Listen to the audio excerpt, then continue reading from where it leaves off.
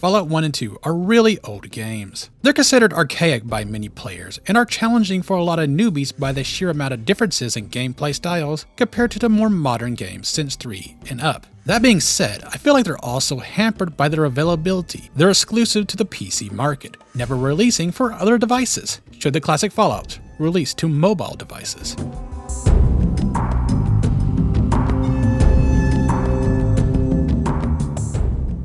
So let's start off by saying I know about the whole fabled lost source code thing that has often been brought up anytime the discussion of porting comes along, though that has been reported by Tim Kaine, one of the original developers of Fallout, as not being the case anymore. Regardless, I personally don't see why that would be a big deal, largely because a new port, or I suppose a remake at this point, would likely want a fresh, clean engine anyways. If fans can make a classic Fallout Online game using the assets of 1 and 2, and make Morrowind run stably and fully playable on entirely new engines, I imagine Bethesda can make a mobile variant of the original games in a different engine.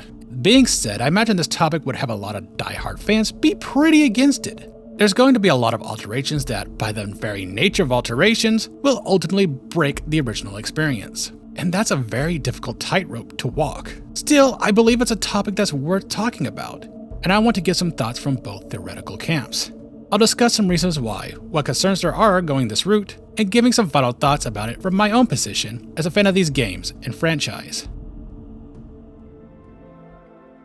So let's discuss some of the reasons why they should go this route. I'm not going to necessarily speak about this from the position of a company or a fan, but rather the position of what I feel is subjectively best for the overall franchise. The first one is getting classic Fallout into as many hands as possible. There's a lot of, and I mean this in the nicest way possible, ignorance about what classic Fallout really is. This is purely because they can't play the game, either from being able to not play it on PC for whatever reason, or their general gameplay mechanics making it too difficult. Bringing it to mobile and throwing it on Google Play or the Apple App Store will increase its exposure heavily. Another aspect of this would be the changes the game may require, perhaps simplifying some of the mechanics and adding quality of life stuff. This may involve quick access to a number of features, bypassing steps a player may have to take, and making certain information stand out better. A few examples. Well, let's look at Fallout 1's Vault 15. You need rope to climb down the broken elevator shaft. As it stands, you have to physically use the rope on it to tie the two together. In this interpretation, you may only simply need the rope in your inventory and tapping once on the shaft to automatically tie the rope. Clicking on the elevator shaft without the rope may prompt a message like, "The elevator is broken. You need rope to go down." Maybe you could find some at Shady Sands. A very directive message. During combat, there could be attack, aimed attack, reload, and stim-pack buttons all floating on the screen rather than a traditional cycling mechanic. And a full-fledged journal system that's organized pretty well with mission objectives. Maybe bring in an optional waypoint navigator if it's really needed for players. All of these could go a long way to make the game easier for a more casual player. It would not satisfy those same players who would prefer to have classic Fallout to be in the style of more modern games. 3D and all, but I feel that's never going to happen. This seems a lot more likely, and it may help a bored player on the bus. The second reason, it could come with some narrative refinements. Classic Fallout is the foundation of the franchise, Fallout 1 in particular, but a lot of things have changed during the years. Deathclaws were once considered rare and legendary to the people of the Waste, yet they become very commonplace by Fallout 2. Maybe under such direction, Fallout 1 has lines to address this. For instance, they could have Gabriel of the Gunrunners say something similar to, "Yeah, they came from the southeast, we think, though we're not really sure. What we can say is they have been moving north. Whole area's gonna be overrun with them before too long." Going back to the foundation of the franchise and altering a few lines, with the benefit of hindsight, could allow them to address some inconsistencies or at least hint at future developments that's more in line with what Fallout has become. Ultimately, this would be a definitive edition, if you wish to use that term.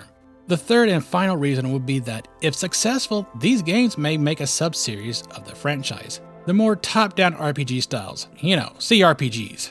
Baldur's Gate 3 has shown there's room for massive commercial success in the CRPG space overall, but there's some success in the mobile space with Atom RPG, which is directly inspired by classic Fallout. The marketplace might be there, but it needs to be touched on heavily. Now, I would be lying if I said there wasn't some concerns. First, there's the idea that the experience could be ruined by going this route. Changes made to the game, no matter how small, do alter the feelings the player is going to receive, even if incredibly mild. Changing the game to play nicely with mobile, especially with the casualized features I'm presenting, is without a doubt a giant change, and someone is 100% correct to have concerns over such. It's subject to debate whether such significant overhauls would be worth it.